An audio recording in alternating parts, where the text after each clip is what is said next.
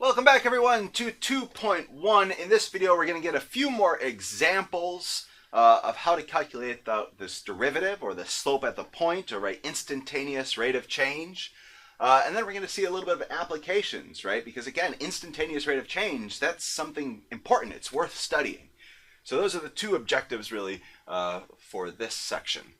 So let's get to it. We have calculate out the derivative for our function square root of x plus 1 at the value 3, right?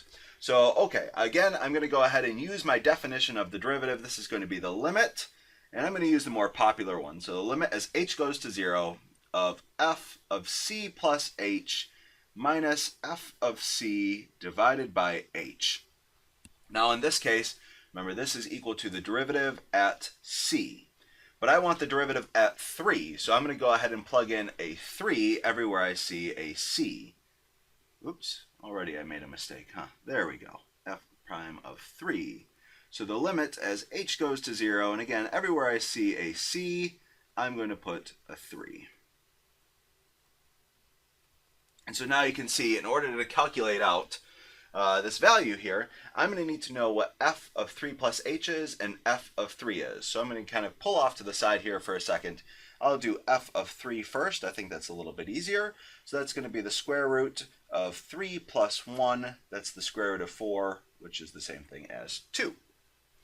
Now f of 3 plus h, that's going to be equal to the square root of 3 plus h. Now, everywhere I see an x, plus 1. So I can simplify that a little bit and I get the square root of 4 plus h. And now this is a place where actually I've seen quite a few students make a mistake. They want to say that this is equal to, the square root of 4, which would be 2, plus the square root of h, that they can distribute the square root to each piece. But this is not true. Unfortunately, you cannot distribute square roots, or really any exponents, over addition or subtraction. So if you accidentally made this mistake, we will get different answers. All right, now let's go ahead and plug these things in. So I have the limit as h goes to 0 of f of 3 plus h, so that's the square root of 4 plus h, minus f of 3, which is going to be 2, divided by h. And so now we have a limit. We can think back. We're in chapter 1 now. And so our technique for evaluating limits would say, okay, what happens if you plug in a 0 everywhere you have an h? Well, that's going to give you the square root of 4, which is 2 minus 2. So we're going to get 0 on top. And, well, h is going to 0, so you'd get a 0 on bottom.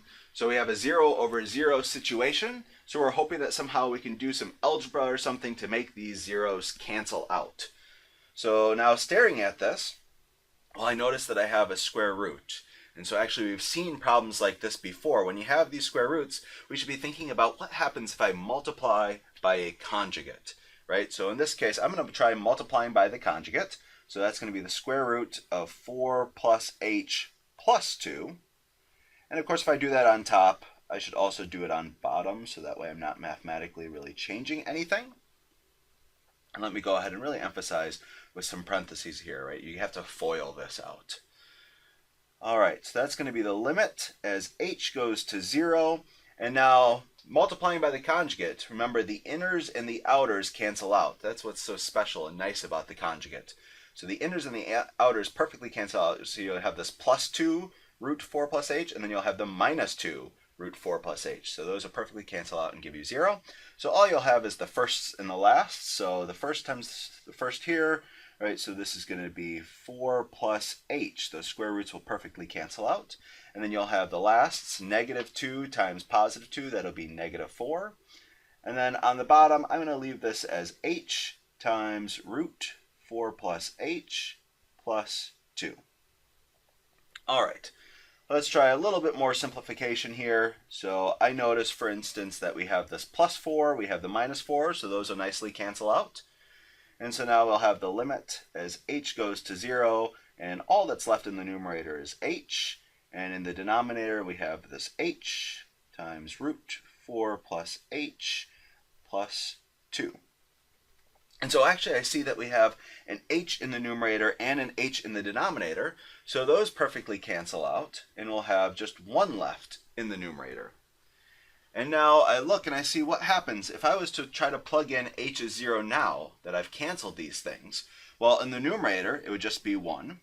In the denominator, well, let's see, I'd have 0 everywhere I have an h, so this is going to be root 4, which is going to be 2, plus another 2. So we're going to have 1 over 2 plus 2, that's going to be 1/4. So the derivative for this function at the x value 3 is 1/4. And maybe let's go ahead and graph this really quick just to make sure that this makes, some sense here.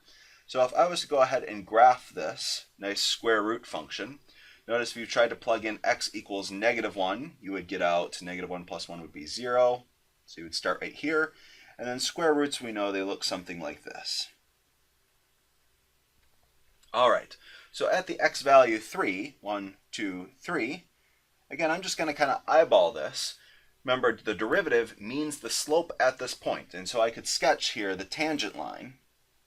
And what I'm looking for, just to make sure that this kind of makes sense, is that I'm looking for the slope here to be positive. So it should be increasing. The slope's positive, so it should be increasing as I move from left to right. And it shouldn't be increasing too fast, right? The slope's only 1/4, which would say that it would rise 1 if you moved over 4, right? If you had a run of 4. So to me, this makes sense, right? This is just a quick eyeball way to verify. I mean, if I got a negative number, I would certainly be worried, right? But okay, this kind of makes sense. So I'm happy with our answer. All right, so I alluded to last time that because limits do not always exist, and these derivatives are defined by a limit, the derivative may not exist. And so if that happens, at such a point, the function is called not differentiable.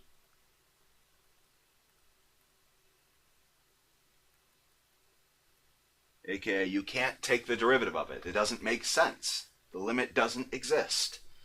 So I wanted to give you an example of a non-differentiable function at a specific value. So in this case, show that the function f of x, which is equal to the absolute value of x minus 1, is not differentiable when x is equal to 1. All right, so we should see that probably this limit will not exist. So let's see this. So I want f prime of 1 in this case, right? I'm interested in what is the derivative at 1. So this is going to be the limit as h goes to 0 of f of 1 plus h minus f of 1 divided by h. Okay. Now let's go ahead and plug in. So let's see here. F of 1 plus h, let's go ahead and evaluate that out. F of 1 plus h, that's going to be, I'm plugging in 1 plus h everywhere I see an x. Don't forget that we have this minus 1 here, so it's the x minus 1. So here's my x minus 1. And so I can do a little bit of simplification, and this is going to be the absolute value of h. And then f of 1, maybe the easier one here, that's going to be absolute value of 1 minus 1. So that's going to be the absolute value of 0, which is 0. All right, now let's go ahead and plug in these values. So I'm going to have f of 1 plus h, that's going to be the absolute value of h, minus f of 1, which we saw was 0, divided by h. All right. And the claim is with these absolute values, right, they kind of look innocent, but in reality, absolute values are secret piecewise defined functions. Let me show you here. So when I have the absolute value of, I'm going to use the expression a in this case. So the absolute value of a is a secret piecewise defined function. It's defined like this. So if the thing that you're plugging into the absolute value is already positive, then the absolute values do nothing, right? So it's going to leave it alone. It's just going to say, okay, I'll output a if what you're plugging into this, in this case a, is greater than or equal to 0. So if you're already plugging in something positive, the absolute value does nothing. Now, if what you're plugging into it is negative, so if you're plugging in a negative, the absolute value says, hold up a second, right? I don't want negatives. And so it multiplies by an additional negative here. So you say, you're already negative, let me multiply by one more negative, because the negative of a negative is positive. So again, these kind of absolute values, they're tricky because when you just look at them quickly, you may not think that actually this is a piecewise defined function. Okay, so now knowing that, I can simplify maybe one more line here before I'm going to have to use this, right? This is going to be the absolute value of h divided by h. And now the limit as h goes to 0, well, you can see if h is going to 0 from the right, let me go ahead and draw a number line really quick. If h is going to 0 from the right, well, then the things that you're plugging into the absolute value are already positive. And so you're in this first case up here. But if you're approaching from the left, well, then the things inside of the absolute value here are negative, right? To the left of 0 are negatives. And so the absolute value is going to behave differently. So that being said, if I want to evaluate out this limit, well, it really matters if I'm approaching from the left or from the right. And so I need to break this up and think about approaching from the left and from the right. And then if both the left-hand limit is equal to the right-hand limit, then I'll know the two-sided limit exists and what it's equal to. But if they don't agree, well, then I'll know that this limit doesn't exist. And actually, I already kind of spoiled the surprise here, right? It's not differentiable, so that's what's going to happen. So let me go ahead and show then, if I do the limit as h goes to 0 from the right. So again, I'm going to 0 from the right. The things that I'm plugging into the absolute value, my h's, are already positive. So the absolute value says, well, you're already positive. I'm not going to do anything to you, right? So we're going to have h over h. So then the absolute value just disappears, right? Because again, it's already positive. So then in this case, well, the h's nicely cancel out. And so this limit is going to equal 1, right? Because after the h's cancel out, all that's left over is 1. As h goes to 0, again, there's no more h's left. On the other hand, if we have the limit as h goes to 0 from the left, well, notice instead of the absolute value of h, again, I'm approaching from the left, these are negative values, right? So if I'm plugging in a negative into the square root, it's saying, well, let me throw in an extra negative sign, right? So this is going to be negative h, because the negative of a negative is then positive. Again, the h's will cancel out, but now what's left over is this negative sign. So this is going to be equal to negative 1. So in this case, the left-hand limit is negative 1. The right-hand limit is positive 1. So the two-sided limit does not exist. Does not exist since the left and the right-hand limit are not equal. And so now, actually, let me visualize this for a second, what's happening here. So I went ahead and I graphed out this absolute value of x minus 1. And the claim is as h is getting closer to 0, again, we're approaching the value 1 here. We wanted to show that it was not differentiable at 1. And so we kind of have this like jagged edge right here. And so you can see as h gets closer to 0 from the right, all over here, the slope, again, derivatives are slopes, over here, the slope is all 1, right? So when we're approaching from the right, the slope is 1. So that's this bit right here. As I approach from the right, the slope is 1. And when you approach from the left, if you're over here, notice the slope is negative 1, right? It's negative, it's going down. So again, as we approach from the left, over here, the slope is negative 1.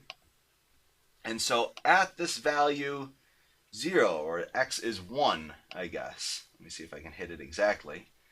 The claim is, well, this limit doesn't exist. As you were approaching from the left, it was going to negative 1. As you were approaching from the right, it was going to positive 1. The limit here just doesn't exist, right? The left-hand limit and the right-hand limit are not equal to each other.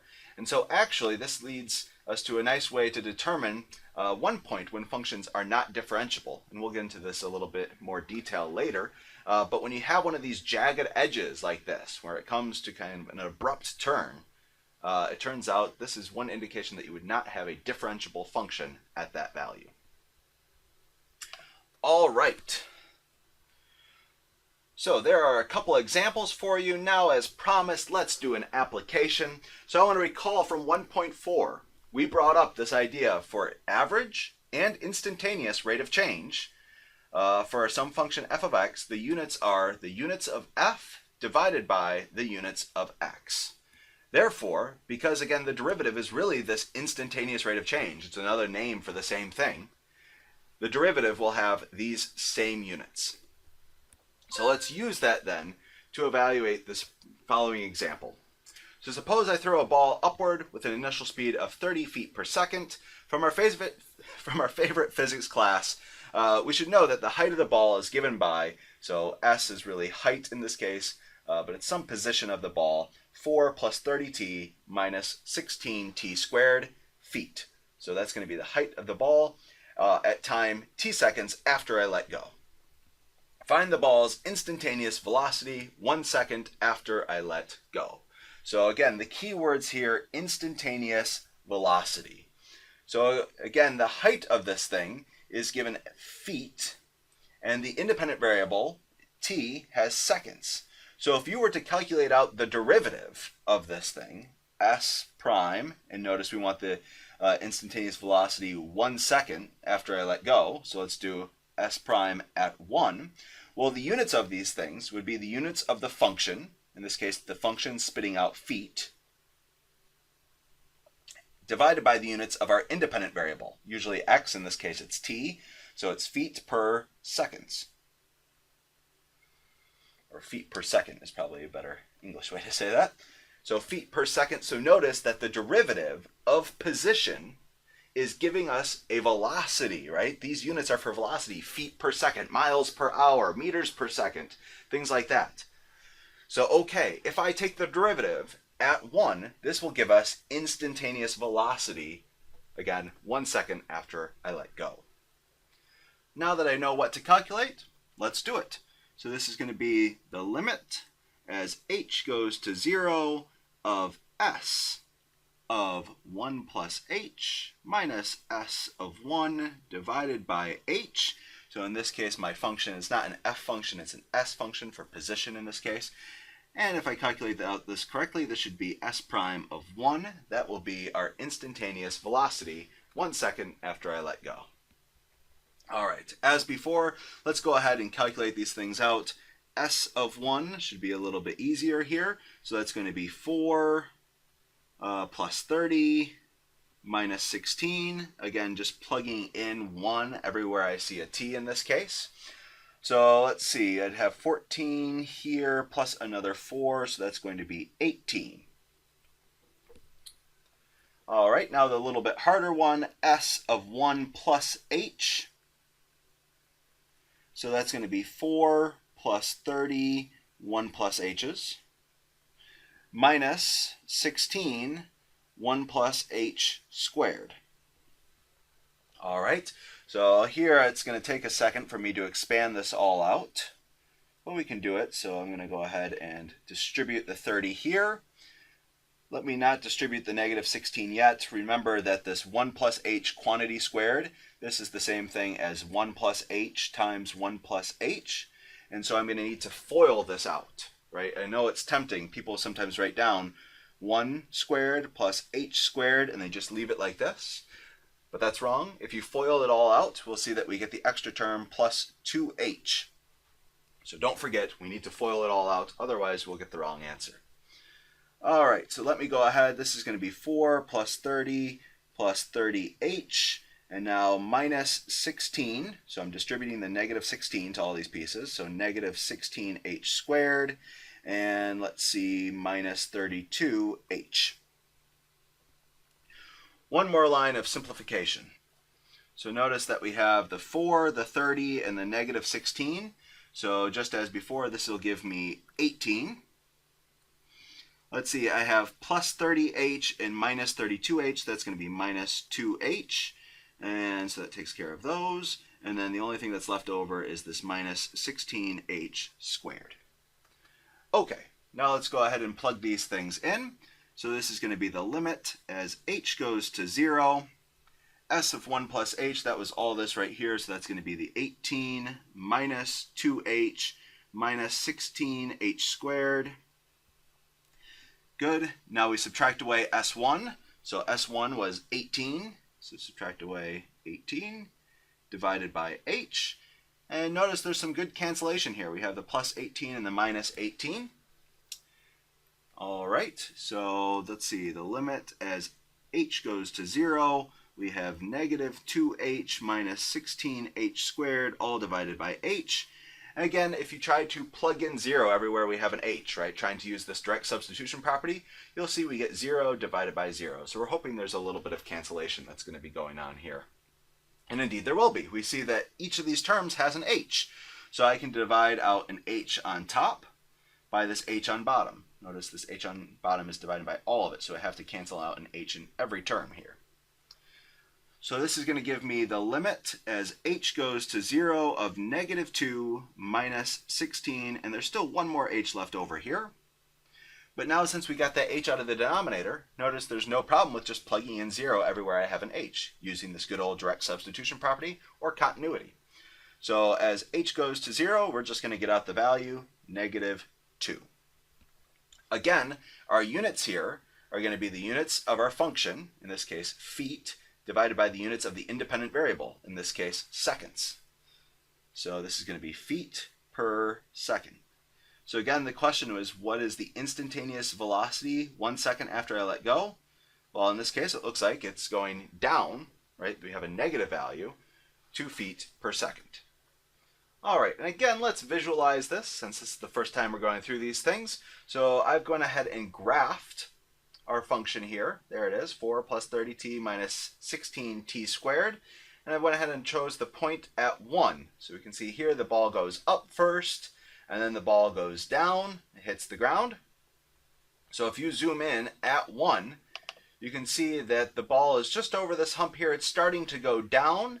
So yeah, it makes sense that the slope here, right, would be negative. In this case, it's saying that the slope would be negative 2. And this has the real world interpretation, right? This is the velocity, so it's negative 2 feet per second. All right, one more quick problem for us. We've been doing a lot of examples when I give you an equation for a function. What happens then if I give you a graph for a function? Can you still solve a problem like this? So use the graph f of x and the grid shown to approximate f prime of 3. So, okay, at 3 here, right? So this f prime, remember, means derivative. It is slope at that point. So if I was to draw in the tangent line, for instance, right, trying to figure out the slope at this point, or the slope of the tangent line, what would you say the slope of that tangent line is? Well, I would approximate it to be 0. Right? So this is a nice horizontal line. It's not going up or down. So I would say it has slope 0. Another way to do this is that, right, the rise for this the rise for this line right here would be 0 divided by a run of 1 maybe. So 0 divided by 1, that's going to be 0. All right. So there is the derivative at 3. Now the derivative at 4.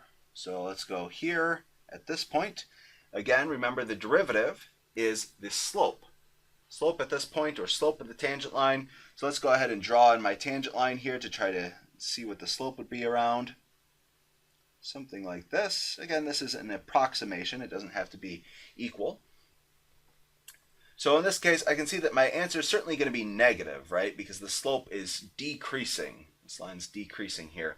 So let's go ahead and try to approximate this thing. I get that, let's see, kind of, I think it maybe goes through this point right here. That's my hunch anyway. So I would say that you would have a rise of negative 3, right? It goes down this negative 3 as you do a run of 2. So again, I would say the rise would be negative 3 divided by 2. A run of 2, so I would get negative 1.5. Again, though, this is my approximation. So again, this is really just remembering this notation, what it means, and then interpreting this in terms of slope. All right, that is the end of this video. Next up, we're going to move into section 2 when we're talking about the derivative as a function in its own right. So we're not going to be just doing derivatives at singular points, but derivatives of entire functions. So I'll see you then.